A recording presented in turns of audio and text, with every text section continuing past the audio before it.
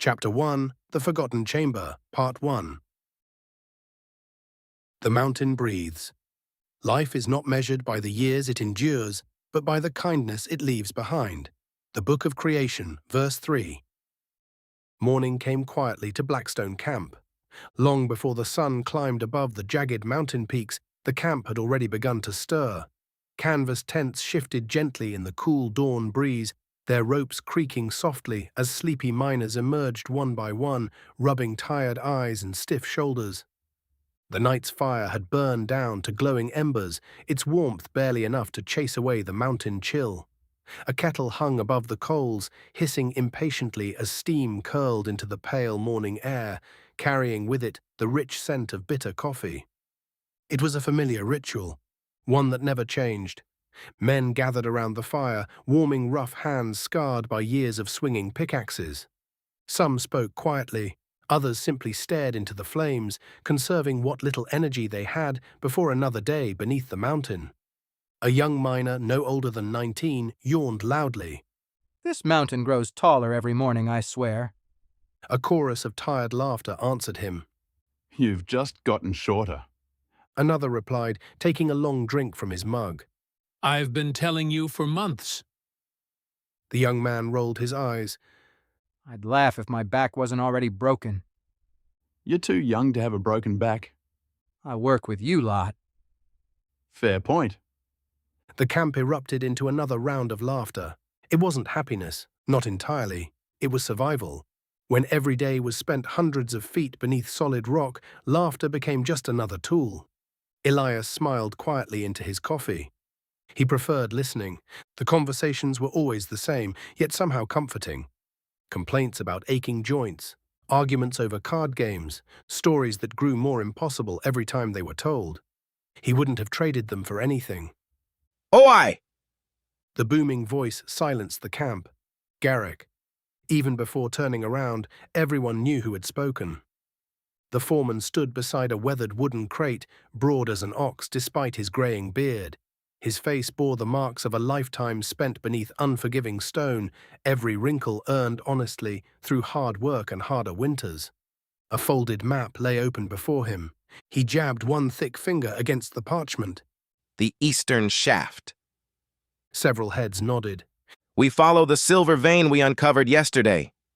A grin spread beneath Garrick's beard. If it keeps running the way I think it does. He looked around the gathering. Every one of you miserable sods will have enough coin to drink yourselves unconscious before winter." Someone cheered, someone else laughed. One miner shouted, "I'll finally ask Maggie to marry me." Another immediately answered. "Not with your face, you won't." Even Garrick couldn't suppress a chuckle. Enough. He folded the map. Eat. Gear up. We move in 20. By the time the sun finally crested the distant mountains, the camp had fallen behind them. The entrance to the eastern shaft loomed ahead, carved into the mountainside like the mouth of some slumbering giant. Cold air poured from the darkness. It smelled of damp stone, iron, clay, a smell every miner came to know. Some hated it, most stopped noticing. Elias breathed it in as he lit his lantern. Orange light flickered across rough stone walls as one by one the other lanterns came alive. Soon a chain of warm lights disappeared into the mountain.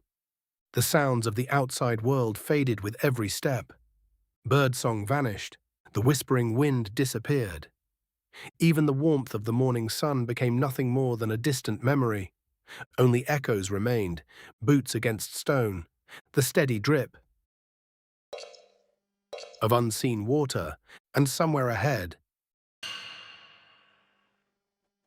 steel met rock. Another answered, then another. Before long, dozens of rhythmic strikes echoed throughout the tunnels. The mountains sang with the voices of working men. Hours slipped by unnoticed. Dust clung to clothes. Sweat rolled beneath collars despite the cool underground air. The silver vein proved richer than anyone had imagined. It cut through the rock like liquid moonlight, glimmering beneath the lanterns whenever another layer of stone was chipped away. "You seeing this?" One miner whistled. "This vein's enormous." Garrick crouched beside it, brushing loose dust away with the back of one hand. His weathered eyes widened. I've worked mines for 30 years. He shook his head. I've never seen silver this pure. The excitement spread quickly. Voices grew louder. Someone began talking about buying farmland. Another promised drinks for everyone once they returned to camp. Even Elias found himself smiling. Maybe, just maybe, this expedition would change their lives. He lifted his pickaxe. One more swing, the steel bit into the wall. Again. Again. CL. The sound changed. Instead of striking solid stone, his pick met something hollow. Elias frowned. Strange. He lowered the lantern. Hairline cracks spread across the wall where the pick had struck. Nestled between them, something green, barely larger than his thumb. Moss? The nearest miner looked over. Underground? Elias knelt. His fingers brushed the emerald patch. Warm, not mountain warm, not sunlight warm. Alive, he instinctively pulled his hand back. Did you feel that? What? It was He frowned. warm. The others exchanged uncertain glances. One older miner laughed. You've finally lost it. Another leaned closer. It's probably some fungus. Leave it. Elias nodded. He was about to stand when the moss moved. Not much. Just enough for everyone to notice. Tiny emerald threads reached outward, slipping effortlessly into cracks no wider than a hair. Someone took an uneasy step backwards. Did that just... Nobody finished the sentence. Before their eyes, a tiny white flower emerged. Its stem unfurled in seconds, then another and another. Delicate blossoms opened one after another, their pale petals releasing a fragrance unlike anything any of them had ever known. Fresh rain, wild herbs, rich earth after spring, ancient forests untouched by man. The scent drifted through the tunnel. The effect was immediate. The stiffness in Elias's shoulders eased. The small cut across his forearm, earned earlier that morning against a jagged outcrop, stopped throbbing altogether. One of the older miners slowly flexed his fingers. My arthritis. He blinked in disbelief. It He clenched his fist. doesn't hurt. Another rolled his shoulder. My back. Someone else laughed. I feel 20 again. For several long moments, nobody spoke. The mountain itself seemed to exhale. The moss continued growing.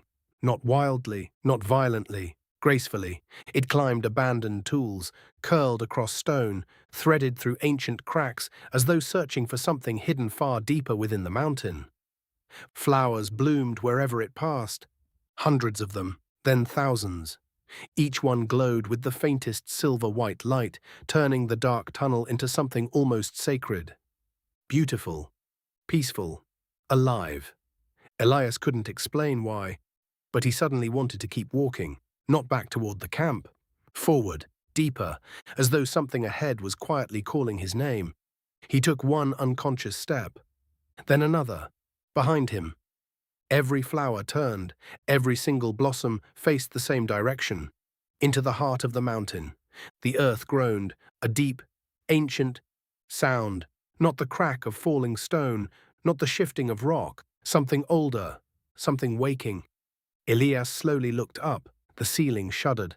A pebble struck the ground beside his boot. Then another. Garrick's face drained of color. Run! The mountain roared. End of Chapter 1, Part 1. Chapter 2, The Forgotten Chamber, Part 2. The path beneath the mountain. Even in the deepest darkness, life remembers the way toward the light. The Book of Creation, verse 7. Dust drifted lazily through the narrow beam of Elias's lantern. He didn't move. He couldn't. His ears rang. His lungs burned with every breath as powdered stone scraped the back of his throat. Guys, Only silence answered. He swallowed. is anyone here? Nothing. I am alone. The words disappeared into the darkness, returning only as faint echoes that mocked him from somewhere deep within the mountain. Slowly, he pushed himself upright. Pain shot through his left shoulder. He winced. When the ceiling had given way, something sharp had glanced across his arm. Blood soaked through the sleeve of his work shirt, though thankfully not enough to suggest anything was broken. He lifted his lantern. The tunnel behind him no longer existed. Where moments before his friends had stood, there was only an endless wall of shattered stone. His stomach sank. Damn it! He hurried forward. Dropping his pickaxe, he clawed desperately at loose rocks with bare hands. Stone shifted, pebbles rolled, nothing more. He dug until his fingernails split. Until fresh blood mixed with the dust beneath them, until his breathing became ragged. Eventually, he stopped. Not because he wanted to, because he understood. The mountain had already decided. Elias slid down the cave wall, letting exhaustion settle over him. His lantern rested beside him, throwing soft orange light across the empty tunnel. For the first time in years, he thought about home, not the camp, not the mine. Home. It had once been a tiny cottage sitting on the edge of a forgotten valley. His mother loved flowers, not expensive ones, not rare ones. Simple wildflowers, bluebells, foxgloves, daisies. Every spring she filled the little garden surrounding their home until it looked less like a cottage and more like the forest had decided to embrace it. She always said flowers remembered kindness. He never understood what she meant. Not really. As a child, he'd laughed whenever she spoke to them while watering them each morning. She would smile without looking at him. They listen. He'd laughed harder years later. After she passed, the flowers stopped blooming.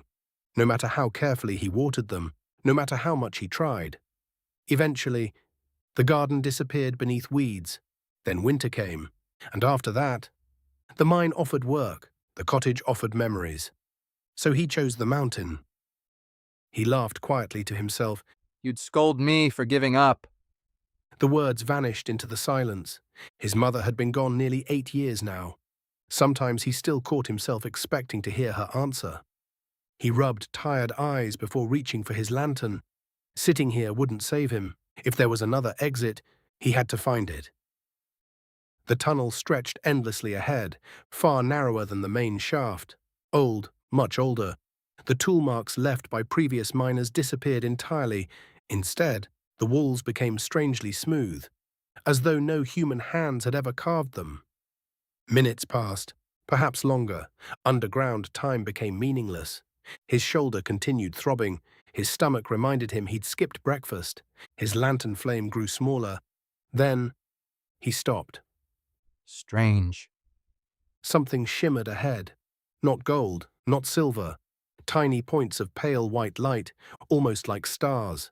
Curiosity overcame caution. He stepped closer.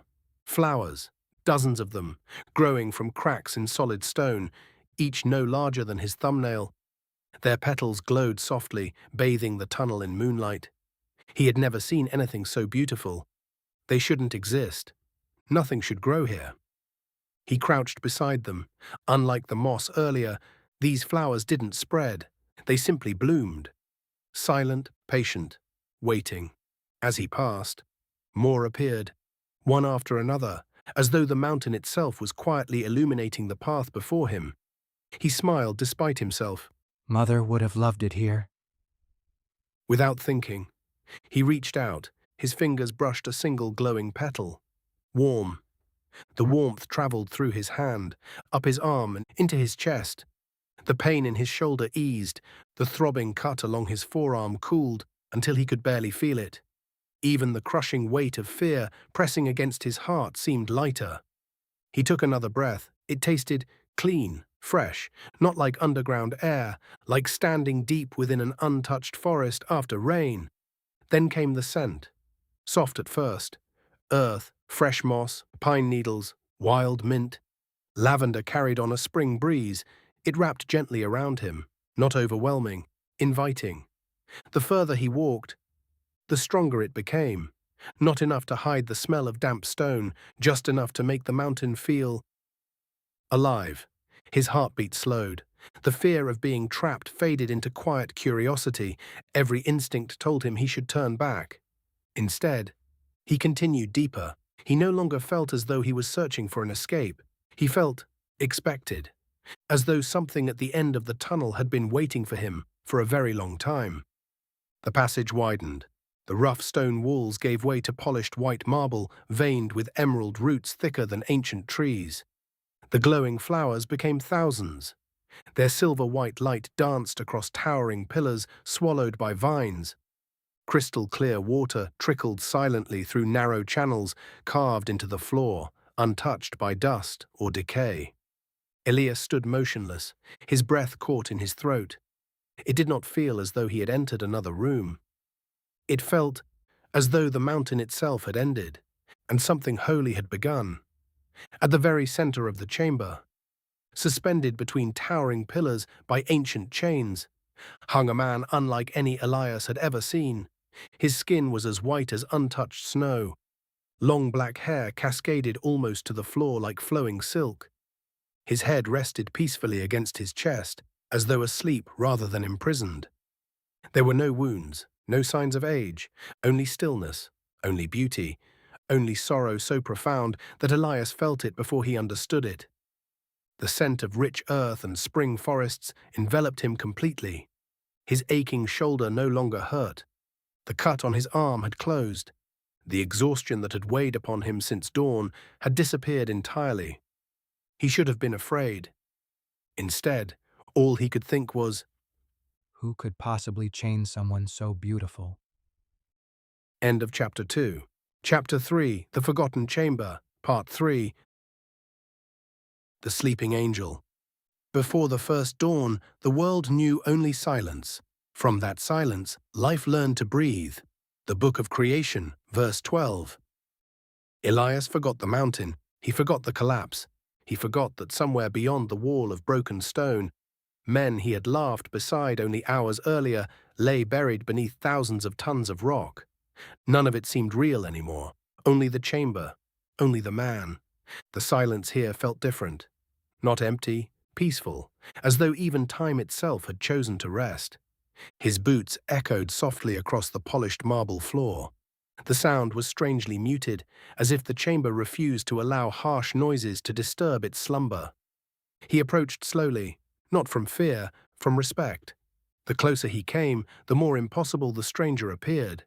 His clothes had once been magnificent. Layers of white and silver robes flowed gracefully around him, despite hanging untouched for what must have been centuries. Embroidered vines wound across the fabric, stitched with threads that shimmered like moonlight caught upon still water. Yet time had not been entirely kind. The edges had begun to fray. Tiny tears marked the sleeves. Dust rested lightly upon the folds, not enough to make them appear neglected. Only enough to remind Elias that no one had stood here for a very, very long time. His eyes drifted upward. The chains.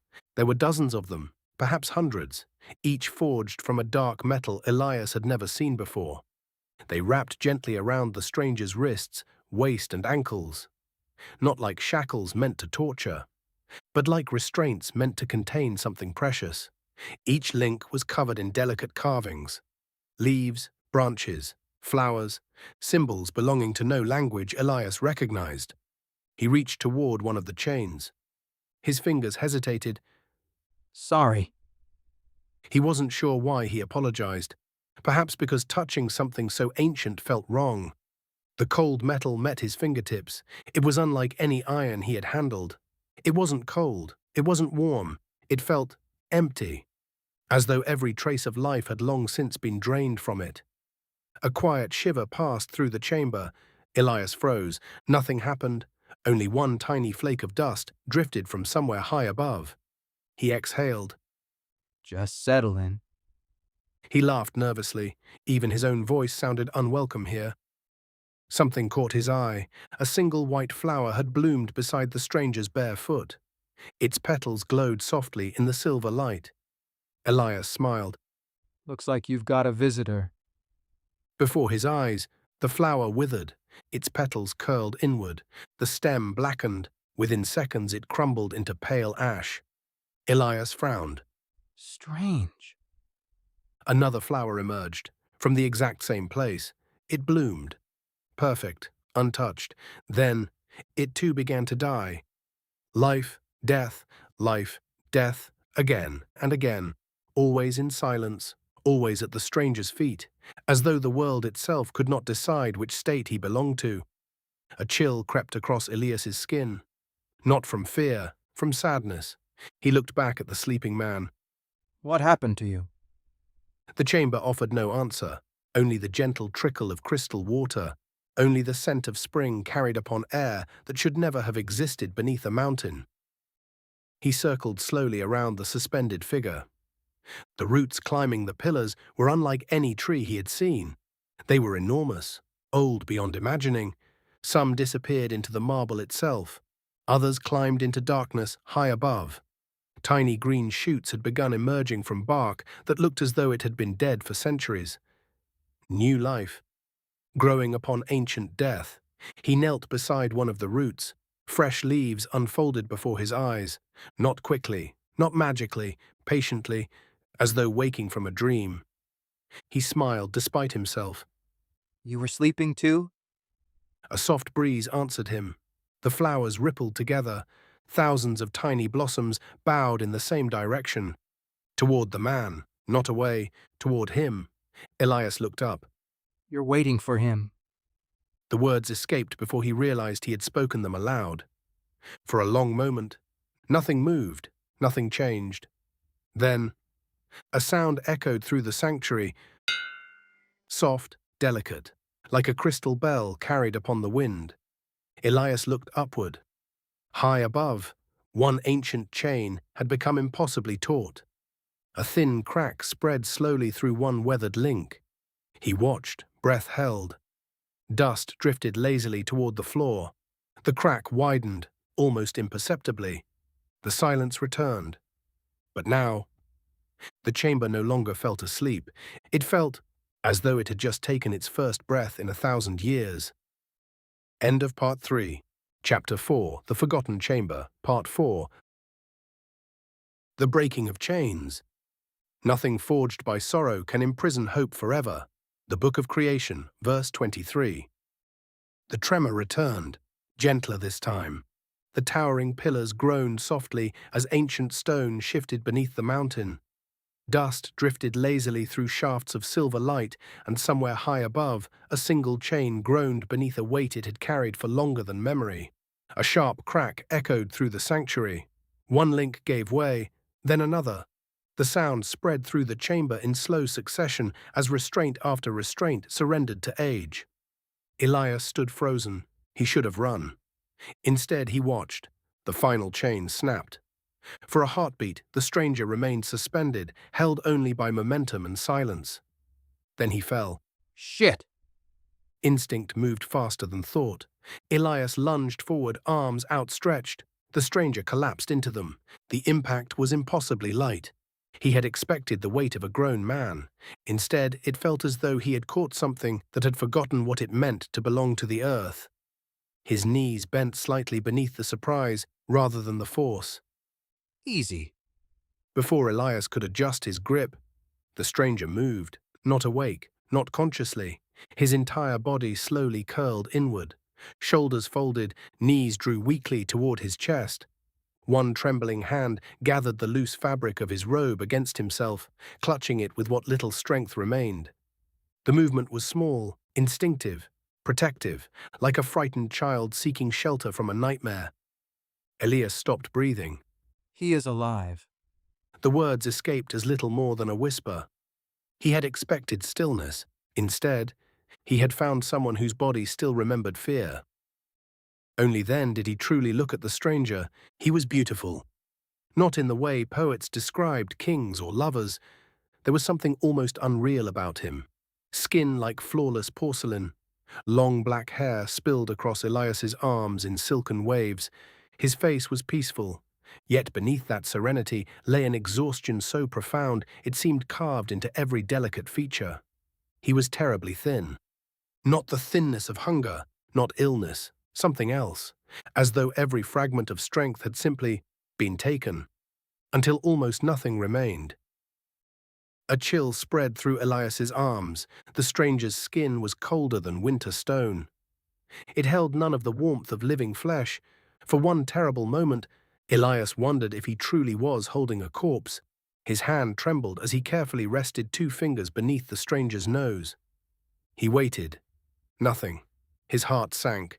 Then, the faintest breath, so soft he almost mistook it for the movement of the sanctuary itself. Cool air brushed against his fingertips. It carried no scent of decay, no stale air from centuries beneath the mountain, only the fragrance of a forest after gentle rain. Fresh earth, white blossoms, pine carried on clean morning air. It was the kind of breath the world itself might take at the beginning of spring. Elias stared. How strange. He had no words. Nothing buried beneath a mountain for 1,000 years should smell like life itself. Yet this stranger did. End of part 4.